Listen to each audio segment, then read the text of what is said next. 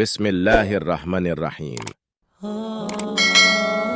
حمید طویل نے خبر دی انس بن مالک سے کہ نبی کریم صلی اللہ علیہ وسلم 5 ہجری میں اپنے گھوڑے سے گر گئے تھے، جس سے آپ کی پنڈلی یا کندھا زخمی ہو گئے، اور آپ نے 1 مہینے تک اپنی بیویوں کے پاس نہ جانے کی قسم کھائی۔ آپ اپنے بالا خانے پر بیٹھ گئے جس کے زینے کھجور کے تنوں سے بنائے گئے تھے۔ صحابہ مزاج پرسی کو آئے، آپ نے انہیں بیٹھ کر نماز پڑھائی اور وہ کھڑے تھے۔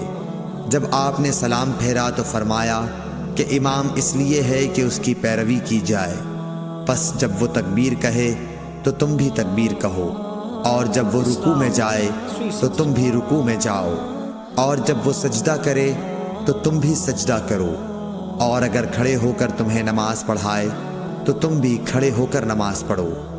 اور آپ 29 دن بعد نیچے تشریف لائے تو لوگوں نے کہا، یا رسول اللہ، آپ نے تو 1 مہینے کے لیے قسم کھائی تھی۔